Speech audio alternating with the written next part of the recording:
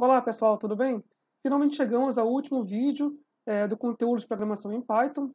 A gente já cumpriu esses 4 pontos aqui dessa segunda parte do curso, tá? Agora eu vou focar com vocês na criação de funções dentro do Python.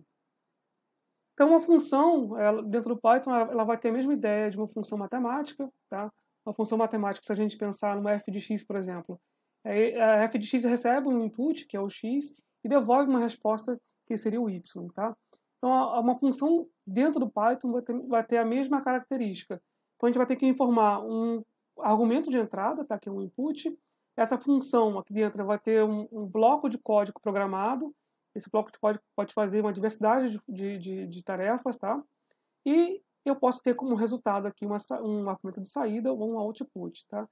Então, esse bloco de funções, ele vai ser, na verdade, uma sequência de instruções para o computador, em linguagem Python, para realizar uma determinada tarefa, tá? Essa função vai ter que ter um nome associado e tem algumas características que a gente vai ter que obedecer para criar o nome dessa função, tá? Mas quando o nome é chamado dentro de um código ou no próprio console do Python, no ambiente do usuário dentro do Spider, as instruções que estão nessa sequência aqui programada serão executadas, tá? E a gente tem algumas vantagens de trabalhar com funções ao invés de estar sempre programando novamente um novo código. Aqui eu vou destacar 3 pontos, tá? Então, toda vez que a gente tiver uma tarefa que ela vai ser executada diversas vezes, então para você economizar tempo, né, você pode programar uma função, né, um script dentro do Python, e que pode ser executado diversas vezes. Você só trocaria, por exemplo, o input para colher uma nova informação. Tá? Isso a gente vai fazer normalmente com modelos. Você quer verificar como que a planta se comporta em uma outra condição operacional, como que, se você estiver trabalhando com termodinâmica, como que o seu sistema pode se comportar mudando as condições de temperatura e pressão ou composição. Tá? Então, se você tem um cálculo que pode ser executado de diversas formas, várias vezes, é conveniente fazer uma função. Tá? Outra coisa, a função vai permitir organizar o código em blocos. Esses blocos vão ter, como o próprio nome já diz, uma função, né? Ele vai ter uma funcionalidade dentro da nossa programação. Então, eu posso dividir o meu código em subetapas, né? E com isso fica mais fácil para a gente conseguir entender esse código, fica mais legível e, consequentemente, eu consigo manipular esse código mais facilmente, eu consigo buscar erros, né, que é debugar o código, e também dimensionar esse código para uma outra aplicação um pouco mais complexa. A gente normalmente começa no problema mais simples, né? Eu sempre falo isso para os alunos que trabalham comigo.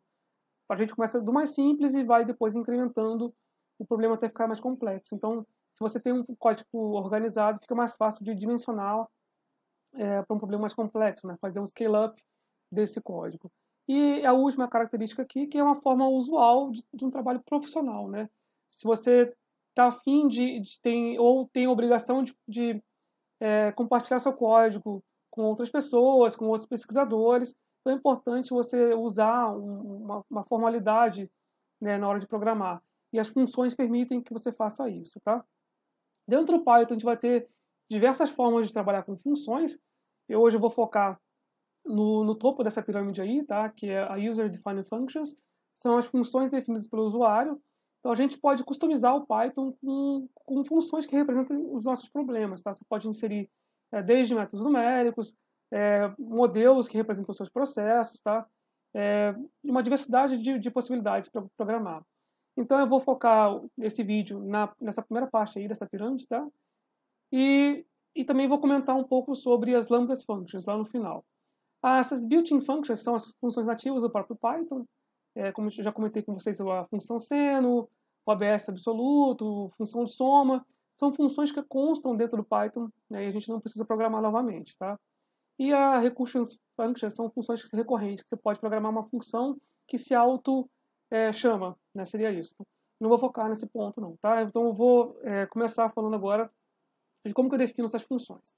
Aqui já tem, né, a sintaxe básica que eu vou precisar usar para construir essas funções. Tá? A gente começa dizendo aqui com a palavra-chave def, e essa palavra que vai abrir a linha da sintaxe de criação da função. Na sequência, eu defino o nome dessa função. Tá? E se ela tiver ou não argumentos, eu tenho que colocar parênteses também aqui logo na sequência do nome. Tá? Aqui, por exemplo, essa função não tem nenhum argumento de entrada. Então, significa que funções também não precisam ter um x, né? Uma função sendo alimentada um dado sendo alimentado nessa função, principalmente se ela não vai usar para nada, né? Aqui nesse caso, eu dou um nome underline function, abro e fecho parênteses vazio, mesmo porque não tem argumento de entrada, essa função não precisa, e fecho a sintaxe com 2 pontos no final da linha. Tá? E logo em seguida vem um bloco de argumentos, né, de instruções para esse código funcionar, que no caso é apenas uma linha, que é um print, bom dia. Então, se eu chamo essa função aqui no meu console dentro de um outro código, ele vai printar na tela apenas bom dia. Tá? Aí só tem que reparar que aqui a gente tem uma indentação, tá? Essa indentação ela é feita automaticamente pelo Python, quando você faz aqui, dá o Enter, depois de digitar os 2 pontos, tá? Então, essa indentação vai marcar o que está dentro do bloco aqui de funções. Então, eu já falei que a gente vai criar a função usando essa palavra-chave, tá? E ela vai ter um nome associado. E tem um exemplo mais completo, que eu defini a mesma função. Aqui eu tenho a palavra-chave, def, que vai permitir criar essa função. Eu tenho o nome da função e aqui o fechamento da linha com parênteses e 2 pontos, tá? Na sequência, eu coloquei num bloco aqui uma função, um bloco de help. Seria uma forma de documentar a sua função, tá? Então, seria isso comentar o seu código para você mesmo no futuro conseguir entender, ou outros pesquisadores, outras pessoas que forem usar o seu código entenderem para que serve essa função, tá? Essa aqui, no caso, serve apenas para imprimir na tela uma mensagem. E o texto que você digita aqui entre aspas triplas, né? Eu consigo fazer um bloco de comentário dessa forma. Eu consigo ter acesso a esse código, esse bloco de texto no meu console usando o print minha function ponto underline underline doc underline underline. Eu consigo ter acesso a esse bloco de texto aqui de ajuda, tá? Então seria uma forma interessante de vocês documentarem as funções de vocês. E na sequência eu posso vir com qualquer comando aqui que ele vai conseguir executar também, tá? Então essas linhas aqui são de comentários, não tem nada para ser executado, só apenas o que vem embaixo, tá? Então essa seria uma forma básica de uma função que não tem argumento de entrada nem de saída, tá? Só tem uma impressão na tela. Para a gente nomear as funções, a gente vai ter que respeitar algumas regrinhas, tá? E essas regras são as mesmas que valem para a criação de variáveis ou para o nome dos arquivos que a gente vai criar dentro do Python, tá? Que vai ter a extensão .py, então .py. Então, essas funções vão ter que ter um nome aqui que pode receber letras maiúsculas ou letras minúsculas ou underscore ou uma sublinhado, tá? Isso no início. Mas repare que no início eu não posso começar o nome da função com números. Então, o Python não espera que você faça números ali na frente do nome, tá? Eu posso ter palavras com maiúsculas e minúsculas, porque ele é case sensitive, então uma função que tem o mesmo nome, mas está com maiúsculo e minúsculo, ele vai diferenciar, tá? E o restante do nome eu posso usar quaisquer desses caracteres aqui, tá? Agora eu vou incluir também os dígitos numéricos no meio do nome, por acaso, no final, e também usar um underscore se eu quiser, tá? Eu não posso usar palavras-chave do Python para nomear essas funções, por exemplo, função seno, soma, plot, são funções já que fazem parte de algumas bibliotecas ou da biblioteca própria nativa do Python, tá? Então eu não posso usar essas palavras especiais, como for também, while, né? Não convém fazer isso. E então uma dica que eu deixo para vocês aqui, uma boa prática, é a gente nomear a função com uma forma já de dizer o que ela faz, tá? Então se a função faz um somatório de 2 vetores, então diga soma underline vetores, né? Você pode dizer a função daquela função, daquele código, já colocar na finalidade dela no nome da função, tá? Então, depois que você já cria a função e ela está já salva dentro de um código do Python, eu posso querer executar essa função, e uma forma de executar é chamando o nome dessa função dentro do código ou também no console, tá? Então, se a função não tiver necessidade de colocar argumentos de entrada, como o exemplo que eu já mostrei, eu não preciso colocar nada entre os parênteses, mas eu vou ter que informar da mesma forma, só que vazios, tá? E se a função tiver parâmetros, eu tenho que informar esse parâmetro dentro da chamada, que no caso vai ser dentro do parênteses, tá? Aqui eu estou digitando no console, né, já digitei na verdade, a função que eu mostrei para vocês no slide anterior. É a minha underline function, né? Essa função não pede nenhum argumento, mas eu tenho que colocar aqui o parênteses vazio. E na hora que eu dou um enter lá no console, ela imprime a frase ali, bom dia. Tá? Então, nesse caso, eu só pedi para printar um string, mas poderia ser um cálculo, tá? Então, a forma de chamar é colocando o nome da função e sempre envolvendo o parênteses, tá? Então, quando eu tiver argumentos nessa função, eu vou ter dois grupos de argumentos, tá? Os inputs e os outputs. Então, na hora de definir a função, eu vou colocar dentro dos parênteses o nome dos argumentos de entrada e eu vou especificar um ou mais de um, e se tiver mais de um, eu vou ter que colocar ali separados por vírgula, tá? Então, toda vez que chamar a função, eu tenho que chamar com o número correto de variáveis, não pode nem ser a mais nem a menos, tá? A não ser quando tiver já variáveis com valor padrão definido, isso eu vou explicar um pouco mais à frente. Mas, normalmente, boa parte das vezes, a gente vai ter que sempre chamar as funções com o número correto de argumentos de entrada, tá? Se você colocar mais ou menos, ela vai dar um erro na tela. E o outro bloco de argumentos são as saídas das funções, tá? Onde a gente vai conseguir colher os nossos resultados. E dentro do bloco que cria a função, a gente vai indicar para o Python quem são as variáveis outputs, usando aqui uma palavra-chave return. Tá? Então, a gente pode usar também quantas saídas quisermos, sendo que elas têm que ser separadas por vírgulas. Tá? E eu só consigo também exportar, né, para fora da função com variável de saída variáveis que existam dentro da função. Tá? Não tem como eu tentar exportar uma variável que está em outra função ou outra parte do código. Tá? Apenas o que a função tem como conhecimento. Então aqui tem um exemplo de uma função que recebe apenas um input, tá? Tem que a medida é um input, e ela com um return devolve duas saídas. Então tem duas saídas e uma entrada, tá? É uma função que está dessa forma aí. Então essa aqui é uma função, como está no help, que calcula a área e o perímetro de um quadrado. Então uma função bem simples, tá? Mas já tem toda a estrutura básica. Eu tenho que essa documentação da função. Eu coloquei aqui alguns comandos para me permitir verificar se eu entrei com um argumento correto. Por exemplo, se a medida for negativa, ele vai fazer uma comparação aqui, né, nesse if.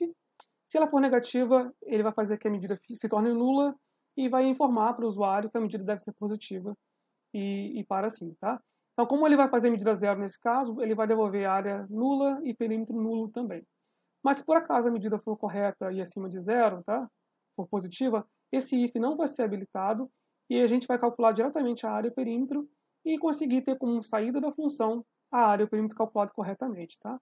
Então, se eu aplico essa função aí, se eu implemento no Python e salvo e chamo no meu console, por exemplo, com essa entrada e com essas saídas, eu consigo obter os seguintes resultados. Por exemplo, aqui na primeira linha, se eu chamo a função geometria underline quadrado, tá? Com 3, aqui a medida ela é positiva, então ela não vai passar pelo bloco aqui do if e vai calcular diretamente aqui a área, tá? Então, vai ser o lado, a medida ao quadrado, vai dar 9, e o perímetro, que é 4 vezes isso, vai dar 12, tá? Então, aqui, como a saída devolve duas variáveis, a área e o perímetro, aqui eu associei duas variáveis também, que vão ser associadas a essas saídas, tá? Então, aqui o S de área e o P de perímetro. Então, essa área vai ser jogada para dentro de S e o perímetro para dentro de Pzinho aqui. Tá? E agora eu vou fazer a mesma chamada da função, só que agora usando um valor negativo. Então aqui a função vai verificar que o valor que eu informei é negativo e vai devolver para o usuário. A medida deve ser positiva. Tá? E se por acaso eu quiser colher o valor da área do perímetro, virão valores nulos. Tá? Então a forma de usar aí, já tem um if, né, tem uma estrutura lógica da função para verificar se os valores estão corretos. Né? Vocês podem fazer isso em outras situações também, para verificar o sinal das variáveis informadas antes de proceder aos cálculos, tá? Então é uma coisa interessante de se fazer isso aí. Aqui tem uma outra função, um outro exemplo, só que agora estou usando valores padrão, como eu comentei no outro slide, tá? Então aqui tem uma função que vai calcular o volume molar de um gás ideal, tem três entradas, T, P e R, tá? Só que repara que essas entradas já têm valores aqui definidos na entrada do código, tá? Logo na sintaxe, né, de que cria a função. Então, aqui estou dizendo que essas variáveis têm valores nominais, tá? Se eu não informar um novo valor para elas, é esse valor que o Python vai ter que pegar para efetuar os cálculos, tá? Então, supondo que eu já tenho esses valores definidos aqui, eu tenho um bloco, novamente, de documentação da função, que me permite explicar qual o significado de cada uma das variáveis, tá? E aqui o valor default dessa função aqui é a definição do sistema na CNTP, tá? Então agora eu posso começar o código de fato da função, que a primeira coisa é passar a temperatura para Kelvin, tá? Ela está sendo informada em Celsius. soma aqui 273,15 e calculo o volume molar desse gás nessa T e nessa P, usando aqui a equação do gás ideal. Tá? E depois que eu calculo, eu posso retornar o valor daquela propriedade. Então aqui eu vou ter 3 variáveis de entrada e uma só de saída. Tá? Então quando eu tiver parâmetros aqui, variáveis com valor definido, já um valor padrão, e quiser rodar, então eu posso omitir essa variável na chamada da função. Tá? Como aqui eu coloquei 3 variáveis com valor de padrão já definido, eu posso chamar essa função gás ideal apenas com os parênteses, o nome da função e parênteses vazios. Eu não preciso informar essa propriedade que já está definida aqui. Tá? Mas se por acaso eu quiser um valor de temperatura diferente de zero, aí sim eu alimento o valor diferente de zero. Tá? Então, eu fazendo essa função aqui no Python, e aqui na primeira chamada, estou em gás ideal, a função com parênteses vazio. Tá? Então, o que significa que eu não estou informando nenhum parâmetro de entrada. Por quê? O Python já pode usar o valor padrão que está definido aqui. E aqui ele calcula que o valor clássico, né, de 22,4 litros por mol, seria qualquer gás ideal na CNTP. Mas se por acaso eu quiser usar essa função em outro valor de T e P, basta informar aqui, tá? T igual a 25 e P igual a 2. Ele vai me devolver um outro valor de volume molar, tá? E eu não tenho obrigação, gente, de informar aqui esse T igual ou P igual, tá? Desde que eu informe na ordem dos argumentos. Eu também posso apenas colocar o valor numérico, para que ele associe a isso. Aqui eu coloquei os 3, tá? Mas eu não precisaria. Poderia colocar só o primeiro, ou os 2 primeiros, e o terceiro não precisaria, porque normalmente o R não muda de valor, né? A não ser que eu queira mudar o sistema de unidades. Então, se eu quiser informar aqui a pressão com valor diferente, eu teria que colocar a temperatura também, tá? Então aqui eu tenho os 3 valores calculados para essa função aí, usando valores padrão. Eu também posso usar listas ou arrays aí, array envolvendo vetores e matrizes, tá? Como argumento também. E a natureza desse dado, desse argumento, também vai permanecer dentro da função. Então, se você informa como argumento de entrada uma string, que é um texto, dentro da função aquela string também vai ter uma propriedade de texto, tá? E assim por diante. Aqui eu coloquei um exemplo de uma função que vai receber um argumento que chama nomes, tá? E essa função vai só fazer o seguinte, vai contar o número de elementos que estão dentro desse vetor, ou dentro dessa lista, né? E vai imprimir na tela tá? O número de componentes que está lá dentro. Tá? E aqui eu tenho um bloco de for que vai fazer uma impressão do nome desses compostos que estão nessa análise aí. Tá? Aqui é bem simples, são só 3 substâncias. Tá? Então eu crio a função aqui já está chamada do código, criando essa entrada, componentes, e eu chamo a função dizendo aqui quem são os componentes, tá? Então essa componente aqui vai ser essa lista que está informada, ela vai entrar aqui e vai para a função. Então repare que não tem necessidade de usar o mesmo nome que eu usei aqui na chamada da função, tá? Então o argumento de entrada pode ter um nome e o valor da variável informada ter outro. O que me importa é a posição, é a ordem dos argumentos, tá? Se eu tivesse 2 argumentos de entrada, a ordem entre eles aqui é o que me importa, não me importa o nome, tá?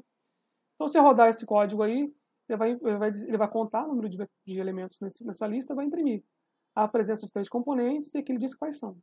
Tá? Ele fez a leitura printando na tela.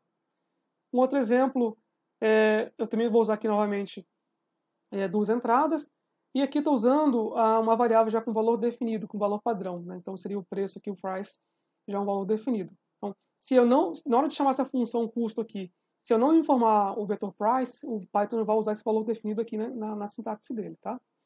O número não tem valor definido, então eu sou obrigado, toda vez que chamar essa função custo, a definir o número, quem é esse vetor ou essa lista, tá? Então, depois que entra aqui o número e o price, eu vou calcular o custo fazendo aqui um produto interno entre essas duas listas, tá? O produto interno, gente, é uma multiplicação de 2 vetores, tá? Elemento a elemento, depois somo essa conta aí. Então, aqui estou calculando um valor financeiro, mas poderia ser um cálculo energético, né, uma função de Gibbs para minimizar lá o conteúdo de energia e devolver aqui embaixo essa conta.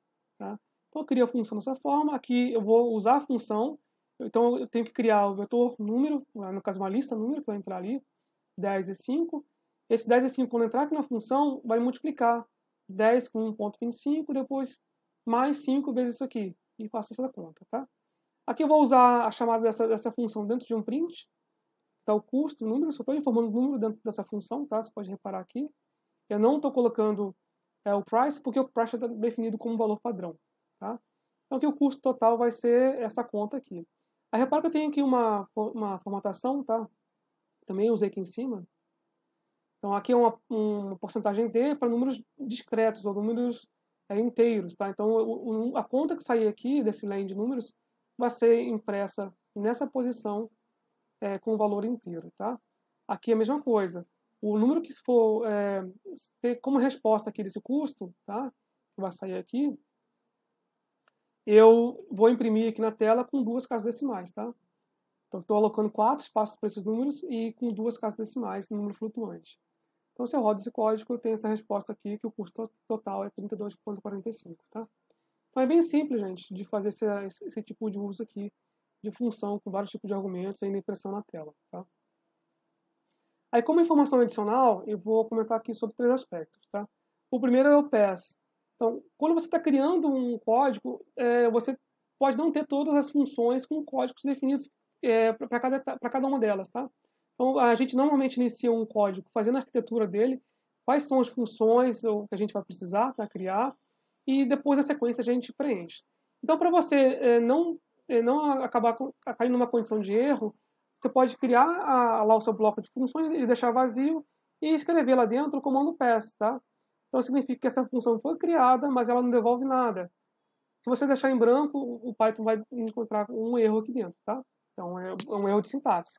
Então, se você quer criar uma função vazia ou uma função que não devolva nada, então só fica lá em stand-by até você consertar o código ou terminar aquele código, você pode usar o comando pass, como se fosse pula. Ela vai pular aquela função. Tá? Isso é útil quando você quer fazer uma arquitetura aí, ou está projetando a topologia do seu código. A outra propriedade adicional aí são as funções lambda, tá? São funções anônimas. Aí quem já trabalhou com MATLAB vai lembrar do arroba, que tem a mesma característica. Tá? Então são funções que a gente vai conseguir criar sem usar a sintaxe do def lá, né? Como a gente fez até o slide anterior. Então são funções um pouco mais simples, elas aceitam diversos parâmetros de entrada, mas só devolve um. Tá? Então eu vou precisar de uma expressão simples para esse lambda, não é uma função complexa. Então a gente pode lançar mão desse tipo de construção, porque é uma linha só para criar uma função. Tá? No exemplo que eu vou dar aqui no final do vídeo, eu vou ter o uso desse tipo de lambda aí. Então eu posso criar uma função simples aqui sem ter que usar a estrutura mais rígida do def. Tá? Então aqui eu estou criando a função com essa palavra-chave lambda. Essa função que vai ser definida aqui vai receber o nome de razão. Tá? Então quando eu quiser usar a função que for definida pelo lambda, vou ter que usar a palavra razão. Então, esse lambda aqui vai dizer que eu tenho 2 variáveis dessa função que eu quero criar. São 2 entradas, tá, gente? Se tivesse 10, seriam 10 variáveis aqui. Se você tiver uma, é só uma, tá? Então, aqui eu vou ter que entrar com a massa 1 e massa 2. E a expressão que está associada a esse lambda aqui, que vai ser alocada em cima de razão, vai ser o quê? A razão entre M1 e a soma total da massa. Tá? Então, aqui eu estou querendo calcular uma fração molar, uma fração mássica, uma fração ponderal. Que é uma conta bem simples. Então, não precisaria criar uma função complexa, né? Usando def, com return, então. Basta fazer isso daqui. E se eu quisesse usar essa razão, eu posso usar da mesma forma como eu fiz lá com as outras funções, tá? Ou dentro do código, ou no console. Aqui eu vou usar dentro do print novamente. Então, eu estou chamando aqui a razão com 2 entradas, que é M1 e M2, tá? M1 vai valer 15 e M2 vai valer 10. Tá nessa ordem aqui. Então, aqui vai ficar 15 dividido por 25, tá? Então, quando eu rodo esse código aqui, ele vai me devolver a fração mássica, 2 pontos, 0,60 aí. Mas repare novamente, aqui eu formatei o meu resultado, que vai ser jogado aqui pelo Python, tá nessa... E quem liga, gente, é essa porcentagem, tá? E aqui eu estou dizendo que eu quero 4 casas decimais, tá? Então aqui estão as 4 casas decimais. Então essas funções anônimas são muito boas para programação rápida, para funções simples, tá? Assim, eu pessoalmente tenho um uso que eu prefiro, que eu acho mais elegante, que é quando a gente usa, por exemplo, funções já pré-existentes dentro do seu código. Você pode importar essas funções e você quer dizer, por exemplo, dentro do seu código, que ele só vai ter acesso à parte dos parâmetros de entrada dela, dos argumentos de entrada, tá? Isso é útil quando, por exemplo, você pode ter um modelo de um processo que tem várias entradas. Aqui eu destaquei um que tem 3, tá? Tempo, o valor da propriedade do estado, né, variável de estado, e alguns parâmetros que podem ser parâmetros do modelo ou variável de entrada, né, uma variável manipulada, uma perturbação. Então, quando eu quero integrar esse modelo ao longo do tempo, eu não preciso, o meu integrador só precisa conhecer qual é o valor da variável de estado e do tempo, né? Os parâmetros estão constantes, então o integrador do tempo não vai mexer no parâmetro. Então, eu posso fazer o seguinte, eu vou pegar aqui o lambda e vou criar uma nova função a partir de uma função pré-existente, tá? Então, esse modelo aqui que tem 3 variáveis de entrada, eu posso criar agora um novo modelo que chama modelo underline sim, que só vai ter agora 2 variáveis, tá? Então, o tx aqui, que vai ser essas 2 primeiras. O parâmetro vai continuar existindo, mas ele não passa como argumento de entrada do modelo sim. O que significa isso? Que aqui eu coloquei até um exemplo, né? Uma função que venha integrar essa equação ou qualquer outra aplicação que você faça, tá? Não vai ter acesso ao parâmetro. Então, o parâmetro não vai ser modificado, ele vai ser mantido constante, com o valor já conhecido nas linhas acima, né? Isso dentro de um código. Então, aqui eu coloquei um exemplo de uma função que vai fazer uma integração no tempo, tá? É um solver de problemas iniciais, de valor inicial, tá? Initial Value Problems. Então, eu poderia usar esse modelo sim aqui agora, e ele só vai ter duas variáveis, né? Como argumento o t e o x. O parâmetro vai vir com um negócio, com uma propriedade constante, tá? Ele não vai ser modificado pelo solver VP, apenas o t e o x. Então, isso aqui é bem elegante fazer um código dessa forma aqui, tá? E a última informação adicional é em relação à classificação das variáveis, em relação ao local que ela foi criada, tá? Se eu estiver trabalhando com um programa sem funções, então em qualquer ponto do código eu vou ter acesso às variáveis que eu estou usando, tá? É claro que eu, como o código é rodado linha a linha, eu não tenho como solicitar o valor de uma variável que ainda não foi criada, tá? Mas se eu estou dentro de um código e lá no final dele eu quero acessar qualquer variável, eu vou conseguir, tá? Nesse caso, a variável é global. Mas se eu estou trabalhando com um código que tem funções, as variáveis que estão dentro das funções só existem naquele espaço ali. Eu não consigo acessar valores de parâmetros ou de outras variáveis que são apenas criados e usados dentro de uma função, tá? Nesse caso, a gente vai chamar essas variáveis de variáveis locais, tá? Então, ela é declarada dentro de um corpo de uma função e só lá dentro da função eu consigo acessar. Tá? Se por acaso eu necessitar desse valor fora da função, aí eu tenho que passar como um parâmetro de saída, como output lá usando return. E as variáveis globais são todas aquelas criadas fora do contexto de funções. Tá? Eu conseguiria usar em qualquer ponto do meu código ou dentro de qualquer função também. Tá? Aqui embaixo só tem um exemplo para a gente verificar essa diferença de variável global e local. Aqui eu criei uma variável total 0, tá? E aqui, como estou criando fora de um contexto de função, ela é uma variável global. E agora eu vou criar uma função, que vai ser uma função mais, né? Uma função que vai somar 2 argumentos. E essa soma eu vou jogar em cima de total. Tá? Repara que eu estou usando o mesmo nome de variável. Mas como elas estão em contextos diferentes, tá? Uma está fora da função e a outra está dentro, essa variável aqui ela não vai ser sobreposta, porque a função tem um espaço próprio na memória do computador. Então aqui eu recebo 2 valores, faço a soma, e na sequência posso imprimir na tela. Tá? Então dentro da função, a variável total ela é local. Tá? Só consigo olhar o valor dessa variável aqui dentro. Aí o que eu vou fazer agora? Eu vou chamar a função mais com 2 argumentos de entrada. Então vai ficar aqui 10 mais 20, somando vai dar 30. Tá? Então eu vou jogar em cima de total dentro da função, ele vai receber o valor de 30. Na sequência eu já peço para ele imprimir. Tá? E outra coisa que eu vou fazer também, eu vou pedir para ele imprimir o valor de total que está fora da função. Tá? Eu também vou conseguir verificar esse valor aqui do total global que está aqui fora. Gente, aí quando eu faço isso no computador, eu tenho isso como resposta.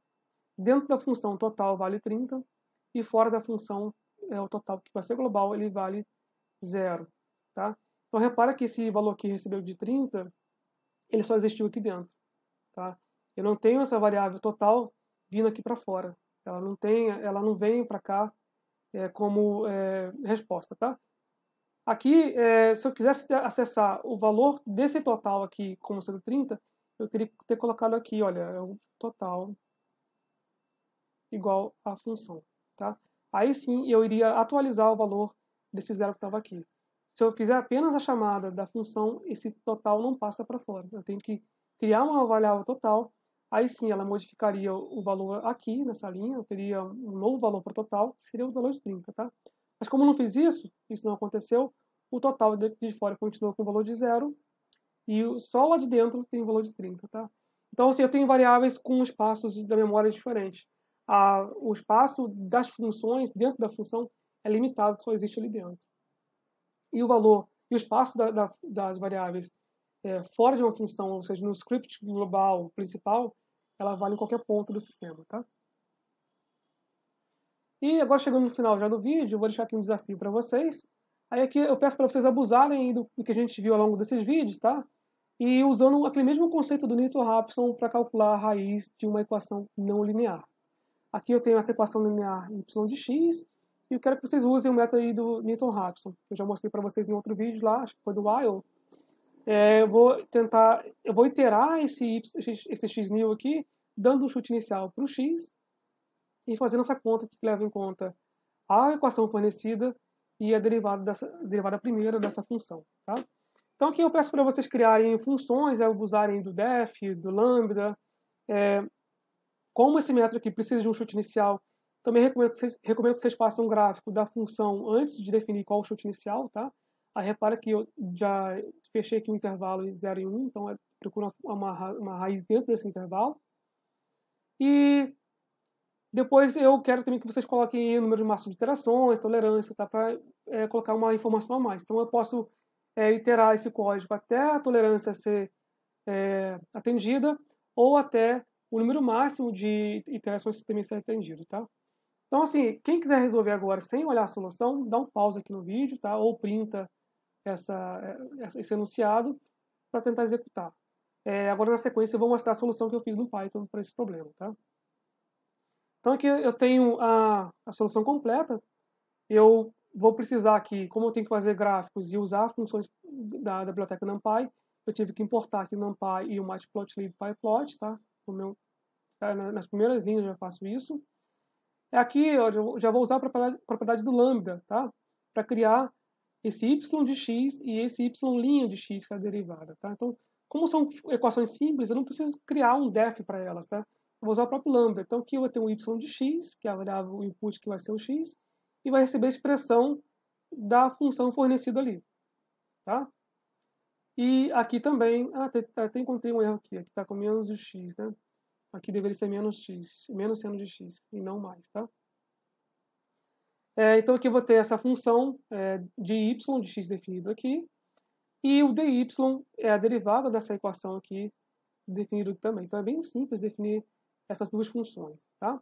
Agora eu vou definir uma função que vai ser a minha função principal, que vai trazer o método numérico, né, que vai trazer essas iterações até encontrar a solução do problema que eu quero aqui, que é a raiz dessa função, tá? Então aqui eu coloquei um bloco de documentação para dizer que é o método de Newton, que resolve equações, tá? E esse bloco aqui de Newton, repara que ele não tem nenhuma informação do sistema, né, de qual é a equação que eu quero resolver. Então esse bloco aqui de Newton eu poderia aplicar para quaisquer outras funções não lineares, tá? Se eu troco aqui essa expressão que eu coloquei para y e dy, eu poderia usar também esse código aqui, Newton, tá? Então aqui eu vou entrar com o x0, que é o chute inicial, a tolerância e o número máximo de iterações. São três informações que eu preciso para essa função. Então o x0 vai ser alocado em cima de x, o n, que vai ser o contador do número de iterações, vai ser iniciado com 0, e aqui eu coloquei uma flag, que eu chamei de done, né, o trabalho já foi feito, com false, então o trabalho não foi feito ainda, então eu estou colocando um valor falso, tá? E eu vou usar essa flag aqui no meu while, tá? Enquanto eu não tiver concluído isso, ou seja, enquanto o done for diferente de verdadeiro, ou seja, enquanto ele for falso, enquanto não tiver concluído nem a tolerância, nem o número máximo de iterações, continue fazendo isso, tá? Então, quando eu entro aqui nesse laço do while, o meu n já vai ser atualizado para mais 1, calculo o x_new aqui conforme essa equação do Newton-Raphson, tá? E aqui eu obtenho uma nova solução de x. E vou verificar se eu já obtive o que eu queria, que é o quê? Se o meu n já chegou no número máximo de iterações, ou se eu já atendi a tolerância que eu quero, tá? Então, quando for verdadeiro em uma das duas aqui, eu vou conseguir depois fazer com que esse done fica com o valor de true, tá? E depois esse while pare. Enquanto isso não acontece, eu vou atualizar o x aqui para o novo x novo, e assim vai rodar até iterar o dono aqui conseguir o DOM ser atendido, tá?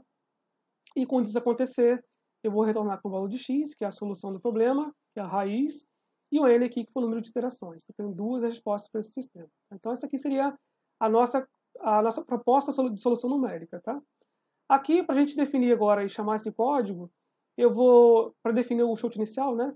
Eu vou fazer o gráfico dessa função no intervalo definido ali, que foi de 0 a 1, tá? Então, eu vou criar aqui, usando o linspace, um vetor de x num, x numérico, entre 0 e 1, usando 10 pontos. E eu vou criar também agora um y num, que vai ser o quê? A chamada daquela função lá em cima, olha, do y aqui, que vai receber o x numérico e vai me devolver o y numérico, que é a resposta de y para cada ponto desse domínio aqui, tá? Então aqui, gente, eu estou fazendo isso para verificar onde que y muda de sinal, ou onde y cruza a linha do zero, né? Para saber onde eu posso tentar localizar a minha raiz, tá? Então aqui eu vou plotar o gráfico só para facilitar essa busca visual, tá? Eu coloco aqui o x-label, o x-label e o y-label nos eixos dos gráficos, coloco um grid para facilitar a leitura e peço para o gráfico ser mostrado, tá? Quando eu faço isso no código, vai surgir esse gráfico aqui, né, com eixo x indo de 0 a 1, que é justamente o domínio, e aqui está a resposta do y, tá? Então eu estou interessado justamente na região aqui onde y cruza o zero. Então aqui tem o y positivo, depois o y passa a ser negativo. Então aqui a faixa de soluções positivas, aqui negativa. Como trocou de sinal, significa que eu tenho uma raiz aqui no meio, tá? Então eu quero justamente o ponto aqui que o y cruza o zero, tá? Que seria uma solução aqui, perto do 0,6, tá? Então, se eu tiver que chutar aqui um valor inicial, eu vou chutar o valor inicial com 0,6, porque é o que está perto já da solução. Tá? Ele não é solução, ele só está perto. Então, isso já vai facilitar o método numérico a fazer com poucas iterações a busca dessa raiz. Tá?